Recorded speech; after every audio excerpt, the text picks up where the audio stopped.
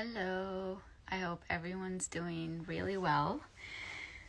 Today I'm going to have a live session with Liz Listens, who I see, and I will invite her in a minute. We are going to talk about her new book, I Want This to Work.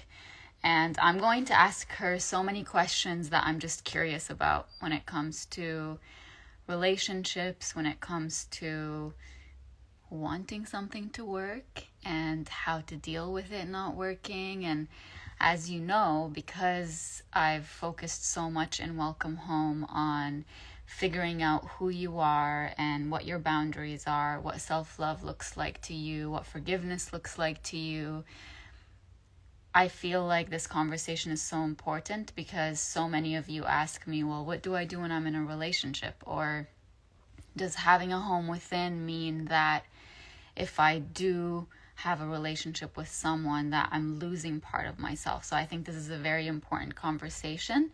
You guys are amazing. I'm reading some of your comments and we will get to them at some point, hopefully. So I'm gonna and let's see if this works. There we go. Hi, how are you? It's so good to see you. So good to see you too. How are you doing? I'm good. I just wanted to say congratulations on the success of your book. I can't believe it's been so long since our last chat, and that was when your book, Welcome Home, came out. And I've been loving watching everyone's comments and the things that they send into you. It's amazing. It's been crazy. Like every time I read people's comments or reviews, I'm just like, there's always, you know, how you always think, okay, now it will be over and everyone's gonna forget about it. And then you keep just getting positive feedback. And it's like, the more people read it, the more other people want to read it. And I think it's incredible. Um, I wanted to talk to you about your book, which I'm like, just the title of it. It's something that I feel we say a lot. I want Yes. this to work. Yes. I want this to work. And when I first saw that title, the first question that came to my mind to you is, what if I want this to work, but the other person doesn't? Yeah. So I picked the title because it's one of the most common things that I hear as a therapist when we're talking about relationships. When couples come in, they say it almost every single time, we really want this to work. But when I'm working with individuals who are struggling with relationships, they say that all of the time too. I'm really sad it's not working out, but I really want it to work. And when the other person doesn't want it to work, you can't make them want to make it work, right? And sometimes what happens is that people will get stuck in relationships for a really long time, hoping that they have the power to get the other person to see that they are worthy enough to work on it. And if someone really doesn't want to make it work, it's not going to change. Now, you can change individually so that things feel different for you, and then the direction that that leads you in is up to you, right? And it might lead you out of the relationship.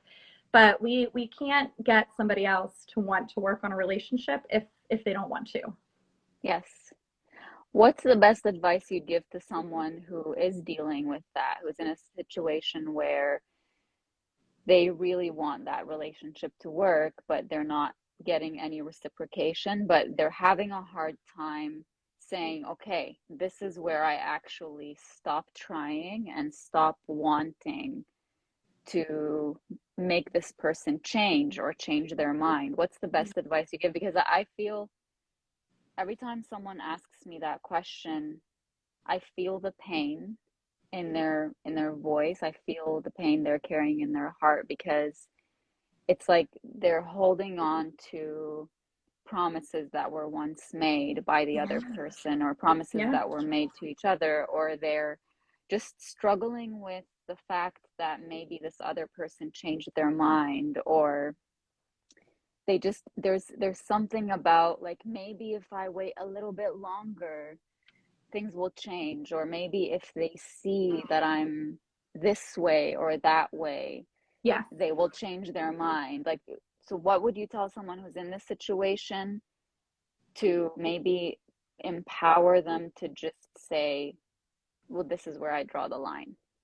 Yeah. So first of all, I can feel the pain of people when they're talking to me about this. Mm-hmm. It's so hard because we don't get into relationships with people wanting them to end. We get into Yes. relationships with people because we see a lot of promise. We Mm-hmm. create a lot of dreams and goals. We have in our imagination the way things are going to look 5, 10 years down the road with this person. And so the first thing that I often say to people is I just validate that it's really hard. I think that what tends to happen when people are in these types of relationships is that their friends or family members will say things like, this is getting ridiculous. You just need to get out. This is stupid. It's not a good relationship. I'm tired of hearing about it. They're a jerk, whatever. This is never going to be anything. And when people get that type of feedback, it tends to not move them, right? Because they feel misunderstood. So to empower people, I think that we have to first see them, right? And we have to be able to say, I completely get it. I understand that this is somebody who has great characteristics that aren't always present, but that are there. This is somebody who you have had a lot of dreams and hopes with. The next thing that I always try to talk about with people is the grief. You know, this is grief. This is an actual loss. And so it's not weird that you're having a hard time letting go. That is normal when we are connected to something, when we see a future in a certain way, it is hard to let go. And so all of that makes sense. And so I talk about that and how it makes sense. But then I really ask them to think about, what is your line? Like, at what point do you say, you know what, I have tried this, I have tried that, I am valuable in this way, I am worthy, and yet I'm not getting what I need? And then I ask them to talk about fear. So what is the fear? You know, is the fear you're never going to find anybody again, that you're going to regret it? And let's talk about the fears. The next thing is just asking them to think of, and I've done this with a lot of people recently, is what is a check-in date, so that you can check in with yourself. If nothing has changed by March 1st, then you're going to have to face that fear. And you might have to do something that is really, really hard, which might be ending the relationship, or it might be changing how you relate to the relationship. And then the last thing that I work with people on is, if they can't leave the relationship, fine. If you're not in that place yet, okay, I'm not going to force you to exit it. But what starts to happen when you start to focus on your own happiness? And that's something I talk about a lot in the book, is if you're in a relationship, whether it's good or it's bad, you have to be able to focus on yourself, and you have to be able to focus on, you know, what brings you home to yourself, as your book, you know, would talk about. And if you can start to practice setting boundaries, if you can start to practice soothing yourself, partaking in hobbies that you like, being with people that make you feel good, what's going to start to happen if the relationship isn't good is you're going to start feeling so good that you probably ultimately will leave it. So those are some of the things that I'll help people kind of peel apart. I love that so much. And I feel like there's so much crossover between Welcome Home and I Want This to Work, because ultimately it is about looking at the needs that we have, and instead of fixating so much on why someone else isn't meeting them for us, we start saying, how can I meet my own needs? And I know when people listen to this, they think, well, I can't meet all of my needs. Yeah, of course. We need connection. We need to feel heard and seen by others. Absolutely. But what happens when you start, I love that you said, like, soothe yourself. Like, how do you soothe yourself? Like, for example, there are times when I feel like I'm very, like, just tense. My body's just really tense and I can't fall asleep because I'm stuck in a loop where I can't stop thinking or, you know, hurting over something. I've learned recently to just, like, I speak to my body and I say, okay, like, loosen the tension, like, and I start with my hands. I notice that the tension it's everywhere in my body, and I just need to kind of either like tap it away, or I love there's that. one thing that I do is like I'll go like this. Like I imagine that I'm like, you know, taking off whatever it is that's like I'm pushing it out of my body physically. I And I love speak to that. myself and I say, like, Najwa, your body needs sleep. And I understand why you're stressed out right now, but you can't control anything right now other than your ability to rest your body and rejuvenate and wake up, and tomorrow is a new day. And so when you said like soothe yourself as part of asking yourself what do I need, and doing things for yourself, that's a big part of it, is Huge. no longer waiting for someone, like for the other person to come in and alleviate that pain or take it away, because a lot of the times that just doesn't happen, and it's our responsibility. Does it hurt? Absolutely, it hurts. Like that's the Yeah. validation that people need when they go through this. But yes, two things could be true. It could be hurtful, but also you are responsible for doing what you can to not continue to allow this to have so much power over you, Yes. right? So Yes. that's why I'm really excited for anybody who is going to read your book. I want this to work because I feel like they're going to get that perspective and just further feel empowered to take control and take responsibility and be accountable for their own, you know, um, I don't want to say mistakes. I don't really like that word very much, but like, how are you falling short when it comes to yourself and doing the right thing for yourself? Yes. Which leads me to my next question for you. You probably come across this a lot where like one person is just, their nature is to be very giving and very caring, and like people pleasing behavior, no Totally. boundaries, a complete like enmeshment in the other person, and maybe the family that they've created together, if they have a family together, whatever it is. And one person is just completely different, and there's that clash of, well, I do so much for you, or I've done so much for you, or I've neglected my own needs in certain ways just so that you're happy. How do you deal with that when you have, a couple going through something like that?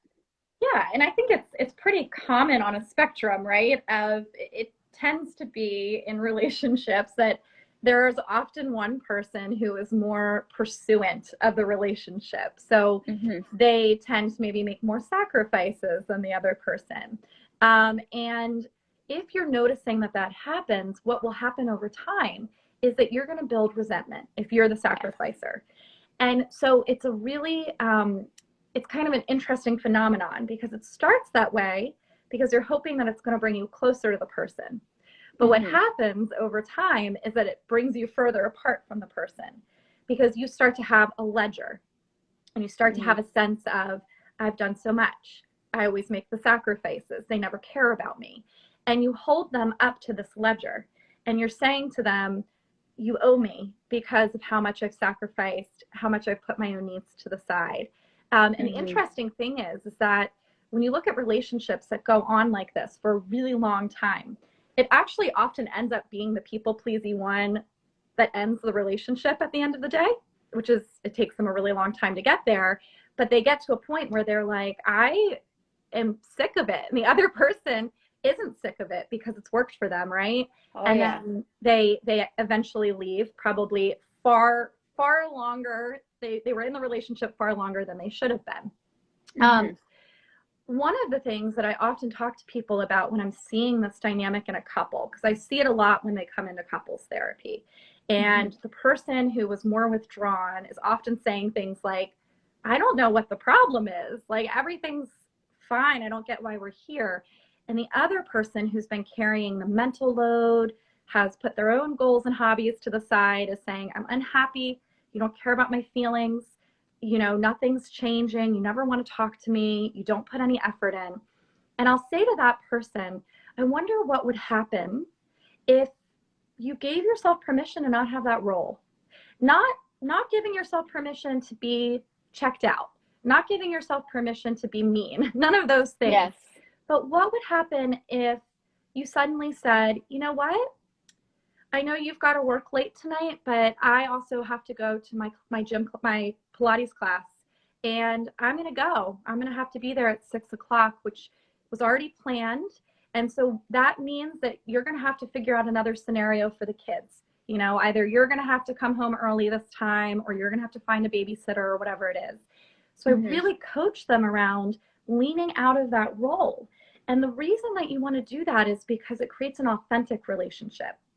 I was looking at the comments on one of your posts the other day. It was on Facebook.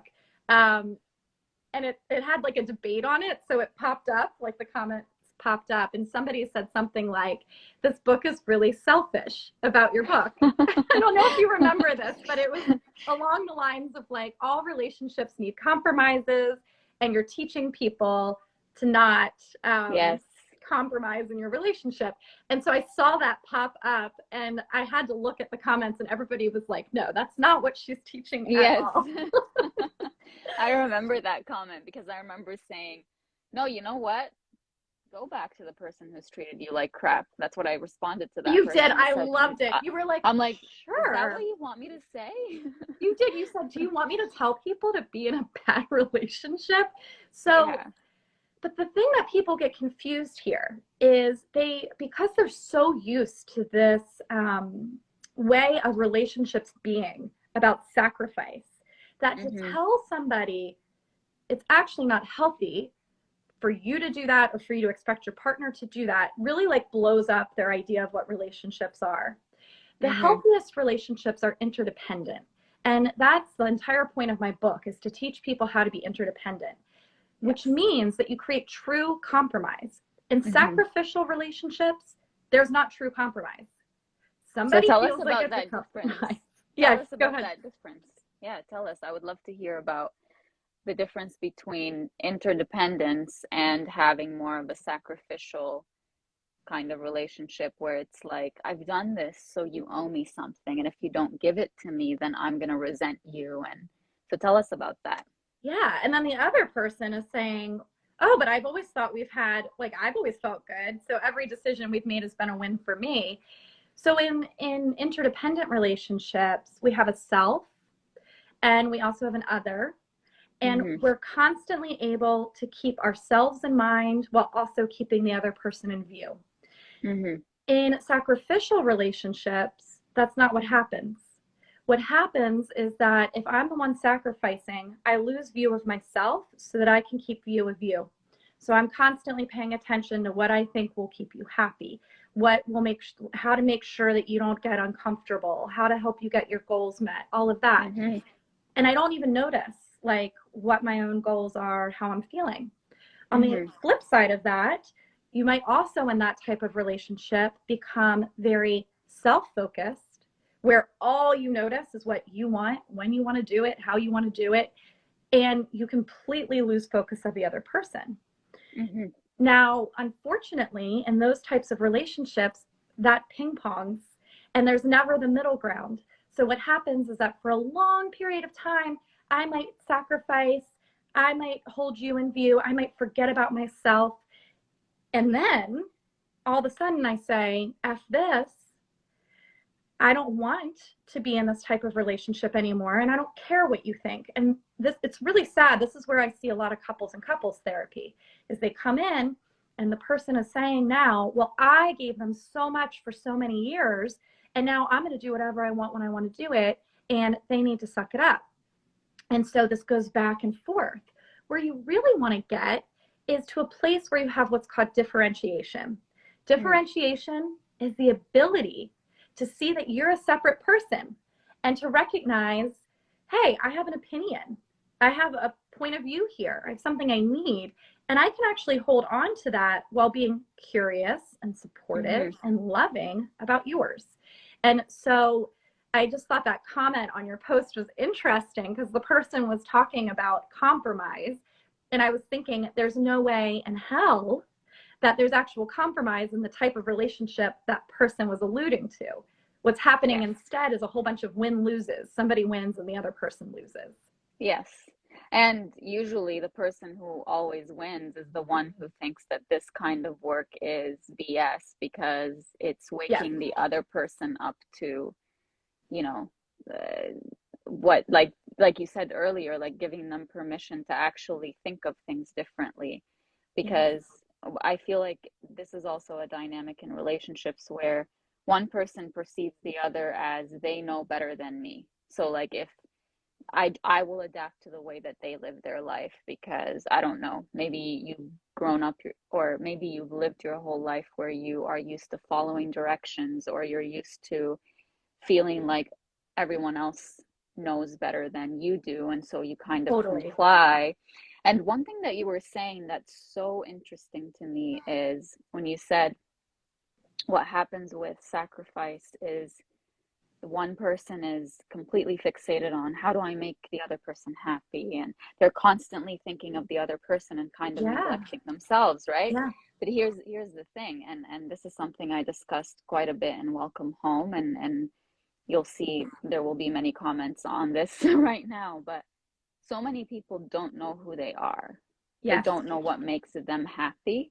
They don't know what brings them peace and contentment. So they yeah, derive their happiness and peace yeah, and contentment by just giving others. And when others are happy, then they are happy. So yeah.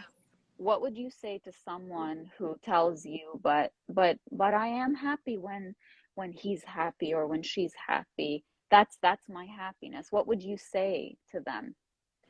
The first thing I would say is, of course you are, because it makes us happy to make other people happy. That's normal. If I did something nice for you right now and you said that made you happy, I would feel totally happy about that. And Mm-hmm. so we're not trying to dismiss the reality that making others happy feels good, that Mm-hmm. we want to make the people we love happy. The Mm-hmm. problem is that if you're doing it from your own deficit, there's only so much that you're going to be able to give before, and I promise you this, you get exhausted, resentful, and the other person is going to take more and more and more. They're Mm-hmm. going to realize that they have to do less and less and less. And so, yes, it makes you happy. That's good. You should be a kind, loving, generous partner. Mm-hmm. But if you're doing that from a place where there's nothing filling you back up from the other end, there's no reciprocity, which means, you're giving and they aren't giving anything back, it's only going to feel good for so long. And you might disagree with me right now, whoever's listening, you might think, no, it feels good. I love taking care of my partner. That's what I've been made to do. But what I Mm-hmm. can tell you from working with thousands of people, thousands Yes. in the therapy room, is that when I see couples, that what it is it's the person that was saying those things in the beginning that is now in the therapy room saying, I want a divorce, I'm done. Yes.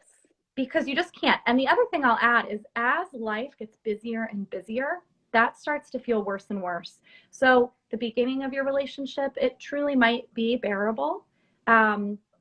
But as responsibilities get put into play, the house has to get taken care of. You decide to truly commit. You have children together. Somebody gets sick. That is not going to be sustainable through stress. Mm-hmm. And that's also something I talk about a lot in the book. It's like you need a partner who can sustain life with you when things are stressful for you Mm-hmm. too. And if your partner isn't even willing to like pick their socks up off the floor when you ask, then it's you have to kind of look at that and figure out, am I going to get back what I need here? Yes. And I love that you say all of this, especially that it comes from experience. Like you're not just saying this because you learned it somewhere. You have spoken to couples. You know this. Yeah. You know for a fact that this is what ends up happening in relationships. Yes, you might feel great right now because you're giving, giving, giving. And I can see this happening because the way that we kind of make sense of it in our mind or justify it is, I'm somebody who gives without any expectation of anything in return. And I feel like I went through a period of time in my life where that's what I would say. Like when I wasn't getting my needs met, I would Oh, say, well, totally. you know what? If you give and you have expectations, then that's manipulative. But it's not.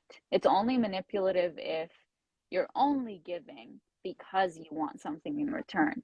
But to Yeah. give out of your own kindness and your own goodness and wanting to make the other person's life easier, or and contribute to their happiness in some way, and then you sit there and think there are moments when they could be doing the same thing for you but they don't. I think there is absolutely nothing wrong with thinking, Something's why isn't wrong this here. person, yeah, something, it's like I'm throwing a ball to you and you're just holding the ball, you're not throwing it back, Yes. right? Yes. And so for anyone listening, like, yes, you'll get these messages all the time where, give without any expectations, or expectations end up hurting you at the end. But it's like that kind of messaging is telling you, don't be vulnerable. Don't admit that you have needs, or don't let Yes. them see you sweat, and I don't like that. I'm the kind of person, and you've definitely written about this in I Want This to Work, but for example, I'm the kind of person that if something bothers me, or if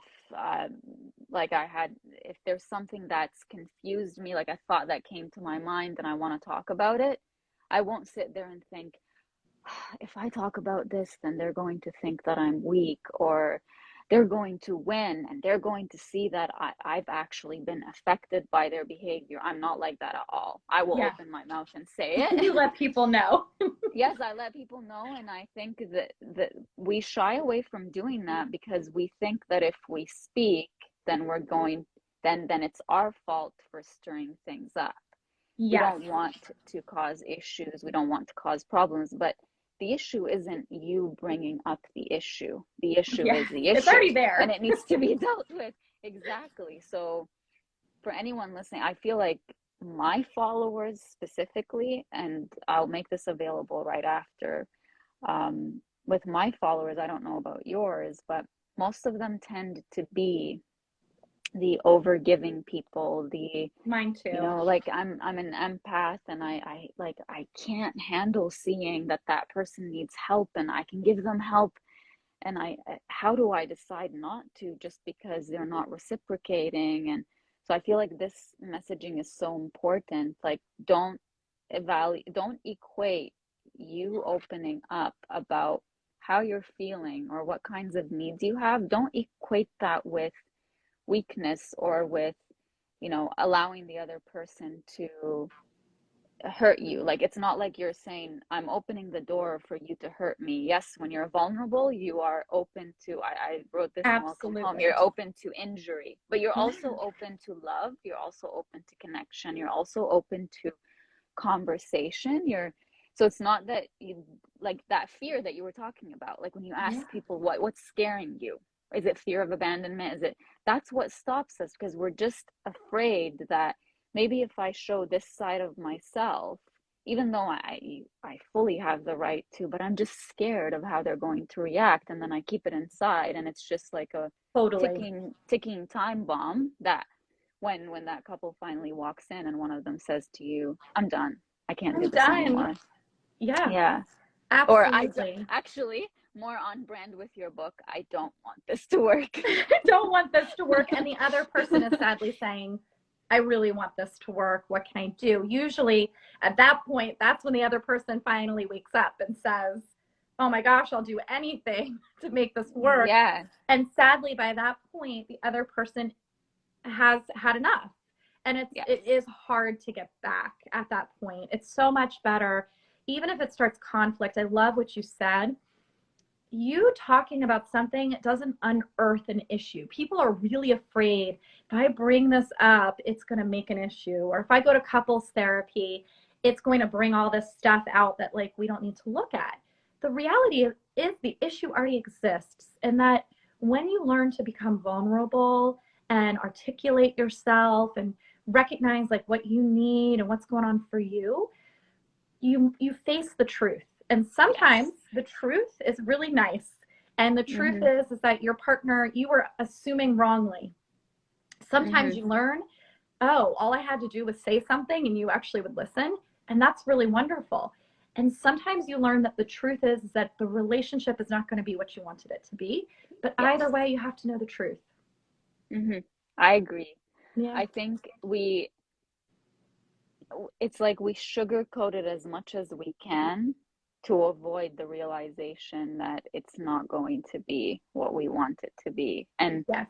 we think, okay, maybe I can adapt to being a certain way so that I could survive through this, or like I'll do anything to keep this going. And then you lose sight of, but is this right for me? Is it right for the both of us? Is it healthy? Is it, like you said, is it interdependent in a way where we're not we're not so like this that Yeah, we're it not enmeshed. suffocates, yeah, that it We have two suffocates the both beings. of us. Yeah. What would you tell someone who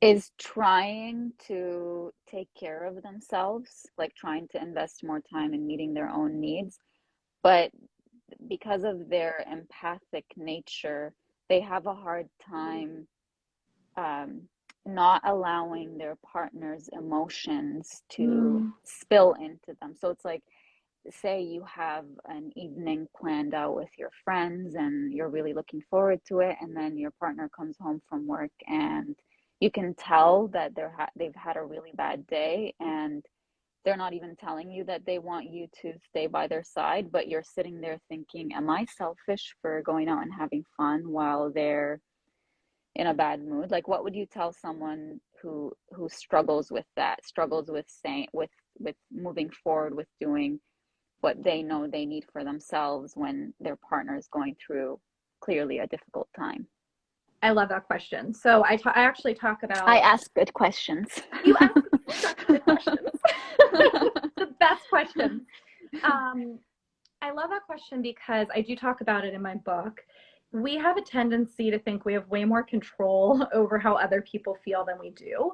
Mm-hmm. And so often we'll overstep and we'll try to control the other person's feelings in multiple ways. Some ways in thinking, oh, well, they're upset, so now I have to hover around all night because I'm the only one who can make it better for them.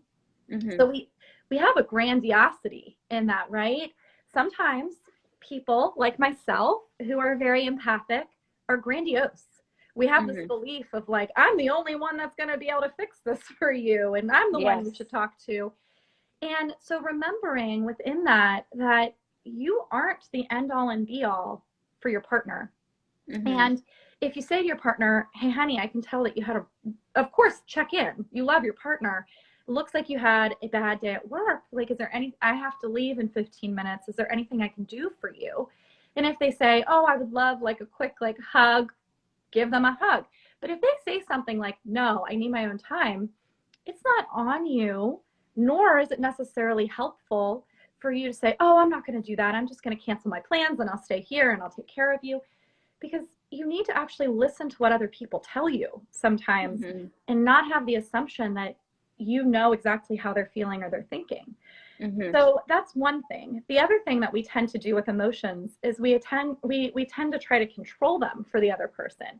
So they might not really know what they're feeling and they might need time to think about that. But what people who are more sensitive to other people's feelings tend to do is they think that they are psychic, and they will say things like, oh, but I know what you're feeling.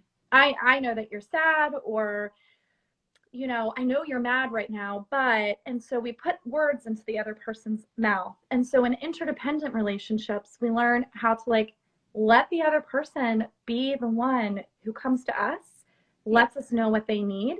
And we trust that if they need something other than what they're giving us, that they'll tell us.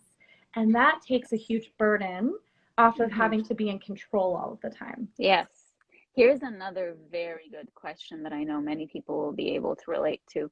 What do you do when your partner consistently doesn't tell you what they need? Yes. Somebody actually asked that here in the live. Oh, perfect. Yeah. I saw their question and I liked it because they said, what happens if something around withholding, like if your partner kind of withholds their own information all the time? Either they withhold, they know what you need and they withhold giving it to you, or they withhold their own vulnerability. What a great question. That's it was question. such a good question. And I actually have a whole section in the book about withholding. Perfect. The title of the section is withholding, because when we look at personal responsibility in relationships, withholding is one of the biggest things that causes problems. And so if you notice that your partner is withholding, the way you'll notice that is they'll say things like, oh no, I'm fine. And then the next day they'll say to you, well, why did you go out with your friends when you knew I was upset? And you're like, well, you didn't tell me that it was that big of a deal. And now you're saying that I should have read your mind. We also sometimes withhold, right? We'll say, I'm fine. Don't be, nothing's bothering me, because we don't want to upset anybody. What you want to learn to do if you're the one withholding is to learn how to say what you actually want, even if they can't give it to you. So you might say something like, hey, I had the worst day at work, and I really would love if you could just hang around for a little bit. It would help me. And the other person might have to say, I really can't. Like, I have to go to a job interview or something like that. But then working together and being able to say, I can't right now, but I'll try to come home early, or how about I send you something to eat, or something like that. If your partner's the one withholding, calling it out. Like, you don't have to play games with your partner. Being able to say, I'm so confused. Last night, I asked you how you're doing. You told me that you are fine. I'm going to go off of face value with you, because I cannot read your mind. Yes. When you told me you were fine, I went on with business as usual. I can understand you were in a bad place, that was hurtful, all of those things. Moving forward, though, I need X, Y, and Z. I need you to tell me how you're feeling. I need you to give me an opportunity to actually do what you want me to do. So calling that out and having a boundary around it. So they do it again. They say, I'm fine. Maybe you're a little playful, because playfulness is good. And you say, well, last time you said you were fine, you weren't really fine. So tell me what's really going on, babe. If they still say nothing's going on, and then the next day they punish you for it, having a limit, having boundaries, saying, I have told you this many times. I'm not going to read your mind. If you want to tell me directly what's going on, fantastic. I'm there for you. If you don't, I'm not going to be punished for that. That's wonderful. And I think another way that we think of withholding is not only withholding communication about their needs, about the other partner's needs, but sometimes there's withholding of affection, there's withholding of affection, communication, openness to connection. So how would someone deal with that if they are constantly maybe expressing their needs, and they feel that the other partner is intentionally withholding whatever that need is? Let's say it's affection. You have to be able to assess, is this truly something? So you have multiple options. One option is that you say, I've talked about this until I'm blue in the face. I've talked to my partner about how I love somebody who's going to hold hands with me in public, and they just don't do it. And being able to say, I see that that's the reality. No matter how much I talk about it, they just don't do it. So one option I have here is to genuinely accept that about them. There are things we have to accept about other people sometimes. Acceptance means that you can get to a place where you don't resent that. So that might be something like, my husband recognizes that there's certain things that I genuinely just suck at. And if he accepts it, then he's saying, I'm going to learn how to be annoyed with it, frustrated with it, but I'm going to stop trying to change it, because this is kind of just what it is, and I'm going to find peace. The second option that you have, if someone is withholding something important to you, is to keep trying to change it. That's always an option. So you might try to have another conversation. You might read a book that gives you a hint like, well, if you pull back a little bit, they'll pull towards you, whatever. You might go to couples therapy. I'm not saying any of these are a good option, but that's the second choice sometimes people make. And the third choice is that you quit, is that you recognize, I'm not getting a thing that I really need. It's not something I can truly come to peace with. It's not something that when we work on it changes. And because I really need this, I'm going to have to probably end the relationship. Those are always your three choices when someone's withholding from you. There's no magic trick. There's a lot Mm-hmm. of dating Instagram sites and all sorts of stuff that will tell you there's tricks, right? Like if you do X, Y, and Z, you're going to get your partner to be head over heels for you and give you there's no trick. And if there Mm-hmm. is, it works for a week and it doesn't work any longer than that. Exactly. It's manipulative, I find, and even if it's not intentionally manipulative, but It it's becomes like that way though.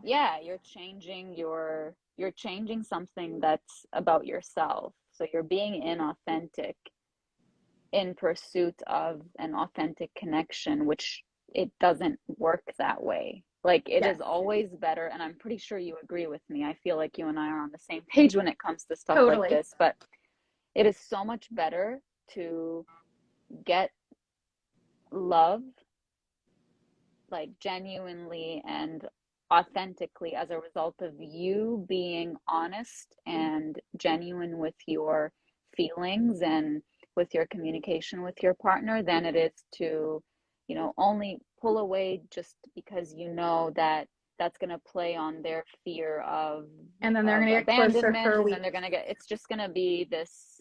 It's so much better to lean in, Yes. say what you have to say, but not constantly, try to dig in and change the other person. Say it and be confident with it. And just know that if this person doesn't choose to lean in, then you need to make a choice that doesn't have to do with constantly trying to change this person so Yes. that your situation can change. Yes. And you also have to recognize that if you do that, that is your choice, and to Mm-hmm. actually take accountability for that. So Yes. if the choice you make is to play some of the games that, you might read about, you have to own that and say, I'm making a choice to do this right now, Mm-hmm. recognizing that as soon as I stop doing it, nothing's going to change. And then you have to get real with yourself and say, how long do I want to, what's my line here? How long do I want to have to play a game Mm-hmm. to get somebody else to be with me? Um, and usually what happens is people kind of go in that order, right? They're like, can I accept this? No. All right, I'll try to change them. I'll keep working on it. I'll keep bringing it up. I'll keep playing a game. And then finally, they get to that third choice, which is, I'm just going to be done if nothing changes. So they often follow that path. Mm-hmm. Wow. There's so many people who go through that. They follow that Yeah. same pattern, and it's all really avoiding the acceptance of reality, right? Yes. It's Yeah. all, I will do anything to not accept that maybe this isn't the right relationship for me, or maybe I need to make certain changes about myself, because there are many times I find where we get so codependent Yes. that we're so unaware of changes we need to make. It's constantly a fixation on the other person and how they need to change and how they're betraying us in some way.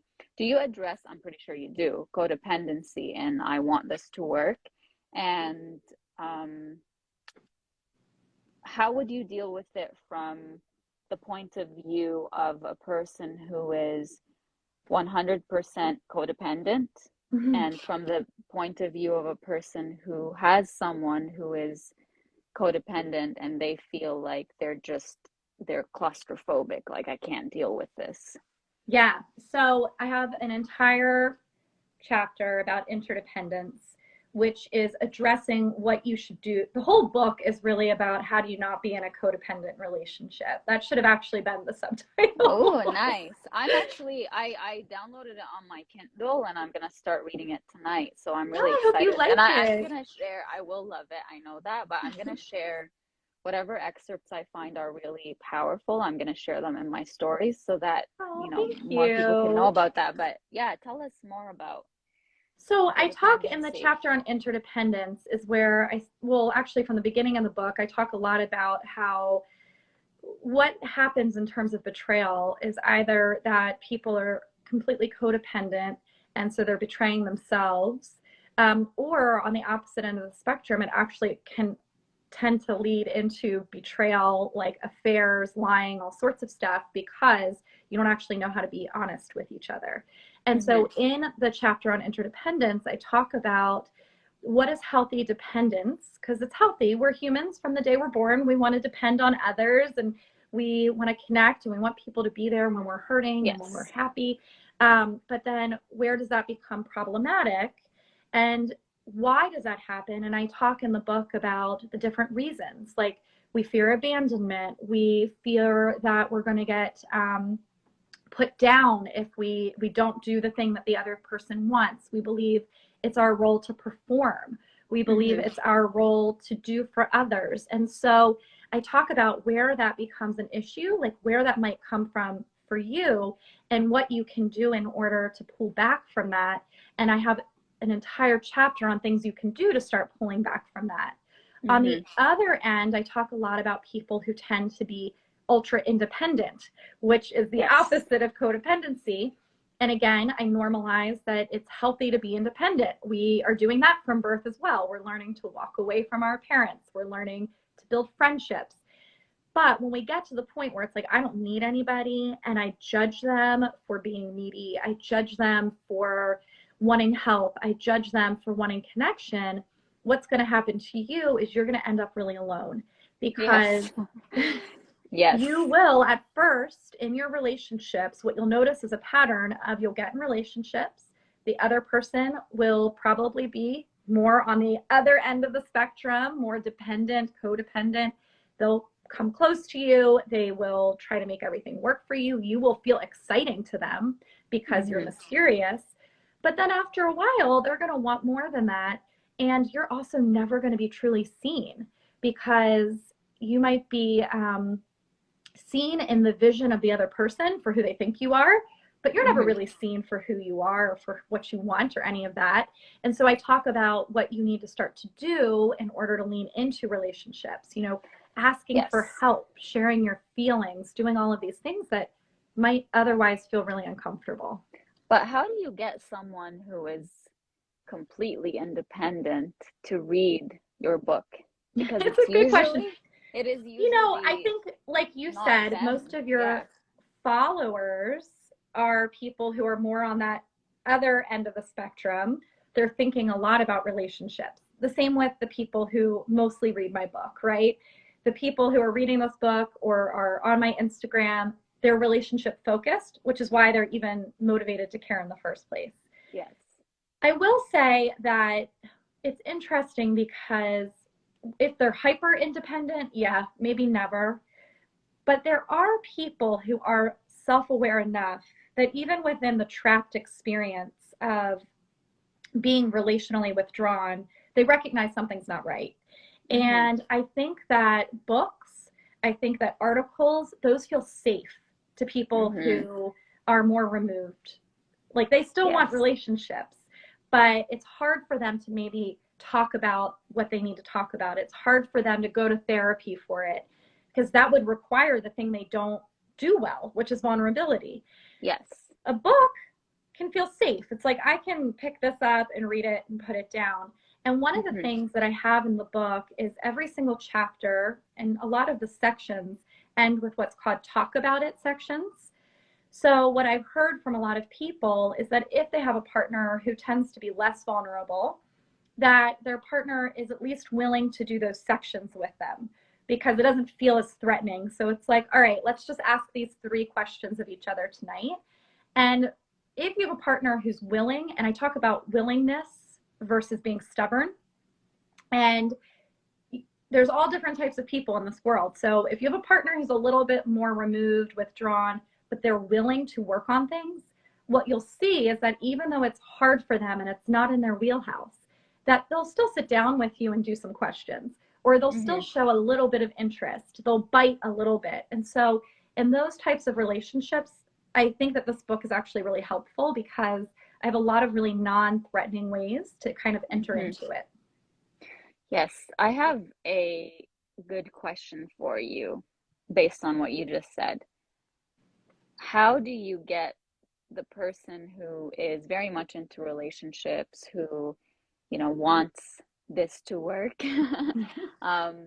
to let go of this narrative of, well, the other person is stubborn because that's just all they know, that's how they've always been, and maybe if if I show them or give them a little bit more time, they're going to change that about themselves. Like, how do you address the person who is in complete denial that maybe the other person is simply not willing Yeah. to So one do of what the it things takes? I talk about is willfulness versus willingness.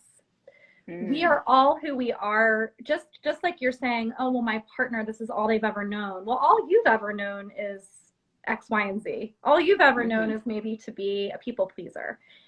Maybe all your partner has ever known is to be more withdrawn. That's fair. Mm-hmm. But people, when they're adults, they get information as they're becoming Mm-hmm. adults that they get to decide to act on or not act on. It doesn't mean Mm-hmm. it's easy. And so we're not expecting anyone to change overnight. But what we do want to look for is what I call willingness. Mm-hmm. If you are saying, well, my partner has always struggled with this, um, and it's a process, but I see that they try. And here are the things that they do. And there's no excuses here. Like they literally try. You know, last week, it's not usually something they would do, but they sat down with me and they listened to this book. They're not all the way there, but they started expressing their feelings. That's Mm-hmm. willingness. That you can understand this is going to be a process, but I Mm-hmm. see that they're willing to change. Now, Mm-hmm. on the other hand, you might say, well, this is how my partner's always been. And if I said to you, well, that's great, but what are they willing to do to be more relational and be a better partner now that they have information? If you have to come up with a whole bunch of wild excuses, like, well, they don't really have time for that right now because they're so busy with their job, or Mm-hmm. their shame is just so deep, so they just like can't even go there. That's just not, it's not true. Yeah. People who want to change with the information aren't going to do it overnight, but they're willing. People who Yes. do not want to change are willful, and they'll say things to you like, I don't have time for that. That's stupid. I don't believe in it.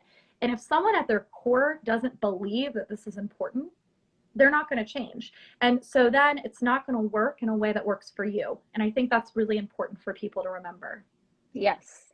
They're not going to change unless they make that decision. They are not going to change. Yes. Nothing that you do is going to make them change. It has to be 100% a decision that they make. And yeah, this whole like making excuses, and I've said this since like my very first book, and this is before I even thought about all of these things, but don't make excuses for people that they are not like giving you. You know what I Yes. mean? Like, Yes. don't sit there and say, oh, well, they're not doing this because they must be overwhelmed at work. They must be, are they actually coming to you and saying, you know what? I really do want to work on this, but I have a really busy time coming up at work for like the next month. I have so many deadlines and I just know I won't be able to put my full effort into it. But after that, we can work on it. Okay, then you can give them that Sure. excuse, Sure. right? But don't make excuses that the other person hasn't even attempted to explain Offer. to you or communicate to you. Yeah. And just like I always say, like, not that I think you need people's apologies, but don't hear apologies that were never given. And I Yeah. always say that as a way to say, like, don't be in denial that if don't gaslight yourself out of, you know, the way that someone hurt you just because they're not willing to apologize to you. And don't say to yourself, well, they must be sorry, they just don't know how to say it, and Yeah. then continue to treat them the same way as if nothing happened, because that way you're letting yourself down. So communication is so important, and I love that you explained the difference between, you know, willingness and willfulness. And I think that's going to help so many people. And I'm just so excited for everyone to read your book. I keep seeing comments and I can't even read all of them because there's I so know there's been many. so many. I've tried to stay. Yeah. I just stay up to speed, but they are going so quickly. Yeah, let's do this last one because I know we only have a few minutes left. This person says, what if my boyfriend is always on his phone, social media, and you've asked him to be more present, but he hasn't even attempted to stay off his phone? I get so pissed. Yeah, What would so you this is say? a very common issue, right? That a lot of us face. when your boyfriend is on their phone, and I talk about this in the book, and you're trying to connect and they're just on their phone, what that is it's turning away from your attempt to connect, right? And when that happens, it's really, really painful. You're making it a bid to connect. They're turning away by looking at the phone. One thing that I think is really important is to have a conversation with them without criticism. So not, you're always on your phone and you don't care about me and blah, blah, blah, but to like, just talk about it factually.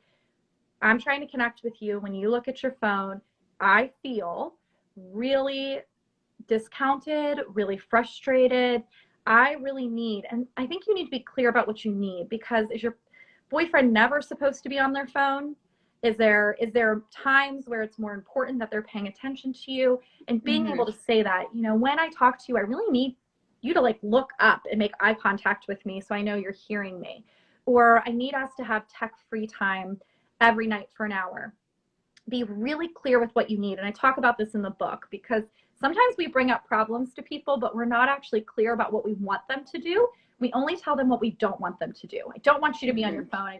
And that's hard to be successful. Now, if you have that type of conversation and nothing improves, I'm not talking about perfection. There will be a time that your boyfriend is on their phone and ignores you. As I can imagine, you've been on your phone and haven't heard something that he has said. Yes. But if there isn't that willingness to say, oh, wow, you know what? I hear you on that. You're right. I'm kind of like addicted to my phone. And I bet I have ignored you sometimes. I'm going to be mindful. Or yes, let's do 6 p.m. every night, no phones, so I can focus on you. If there's a stubborn, willful response that's defensive, that puts that down, that ignores the request, you have to go back to those 3 choices I talked about. Do you either really make peace with it and say, my boyfriend's just a phone person and I'm going to accept it and we're not going to argue about it anymore? Do you say, I'm going to keep pushing and trying to figure it out? Or is that not enough for you? And is this core to the relationship so much so that you have to decide this isn't working and then you have to end the relationship? So those are kind of your 3 choices with that scenario. Yes. And it's important to make a choice and not just make sit a there choice. and feel like you're helpless and there's nothing you can do. There's always a choice to make, as difficult as it is. And again, as you said, like, we don't take away from the validation. We don't try to not see the person or hear their pain. But again, 2 things could be true. This could be a very painful situation that you're going through, but you can also make a choice that's painful. Yes. I always say, like, and I think this is a perfect way to end, you know, just everything that we're talking about. Every kind of change in life is painful, and you have to choose, what pain do you want? Do you want the pain of staying in the same place where you really want things to change, or do you want the pain of letting go of something and kind of being a loose balloon in the wind until you get to a place where you feel a little anchored? What kind of pain do you want? Because both of those things are painful, right? Thank you. And that can even happen in the relationship, right? Like, this example actually reminds me of my husband and I. We get annoyed with each other all the time because someone's trying to talk and the other person's scrolling on their phone.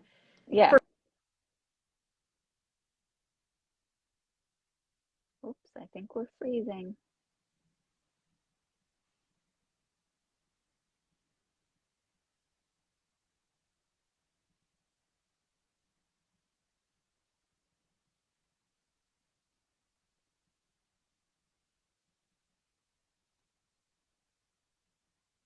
I think we're frozen right here. But let's wait for a few seconds and see if we can get Elizabeth back. Oh, she may have lost connection.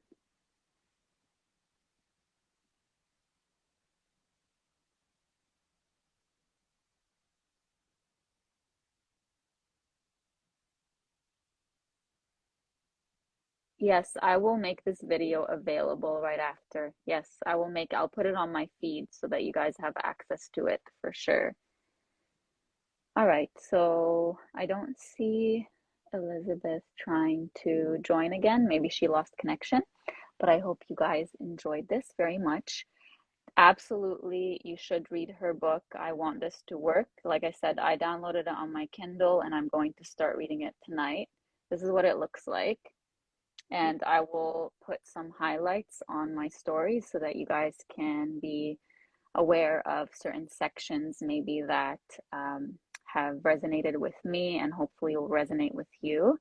And if you have any questions for me, there's Elizabeth again. I'm just going to invite her just so that, yes, you did leave us on a cliffhanger. Let's see. There we go. I got you again. I left you on a cliffhanger. Thank you so much. I'm Okay. sorry, my phone overheated and turned off. It's okay. Thank you so much for having me today. I want to course. respect your time, and I'll leave you all on a cliffhanger of what my husband and I decided to do. No, we want to hear. All right, you want to hear it? Yes. So it is something that is what's called a perpetual problem in our relationship. Also, don't judge me. I still have my Christmas tree up. No one's judging you. But perpetual problems are really normal in relationships, which means that there are kind of issues that will always annoy you about the other person, no matter how much they love you or how much they try to change it. At its core, it doesn't change. So he and I are very mindful of the fact that sometimes we frustrate each other because he's telling me a story and I'm looking at my phone. That's something I'm always trying to work on, and he does the same for me. And at the same time, we've both chosen the acceptance route. And this is kind of a silly example because it's phone-based, but it's like we've gotten to a place where we're just like, that's just Liz, that's just Andrew, and it doesn't activate me anymore. And that's how you can know that you've really gotten to acceptance, is it doesn't activate you. You want to pay attention, like, does this still like make me really furious every single time? Or am I truly like, all right, that's just him. He's frustrating me. We'll talk about it. But at the end of the day, I know that he has my best interest at heart. So that was the end of that story. I love that. Well, you have to be very realistic with, what a relationship needs to look like. And it's never going to be that person is perfect in my eyes and everything they do is right and I'm perfect in their eyes. People in relationships probably annoy each other more than anyone else because you're just right. Like you're so involved in each other's lives. So thank you so much for everything. And I was showing everyone the cover of your book. Thank And you. I just encourage everybody to read it. And I'm going to, like I said, share some highlights in my stories. And I'm also going to make this video available. So many people asked for it. So I'll keep it on my feed. And yeah, thank you so much. And thank you so much. Another live soon. I would love that. And also everyone read Welcome Home. It's beautiful. And so sweet. It's a book that really focuses on how you can be just really good to yourself, which is honestly the way you're going to be in good relationships. So you have to read it. It's beautiful. And I love every bit of it. Thank you so much. I hope you have a great rest of the day and we'll You talk soon. too. Bye. Bye, everyone.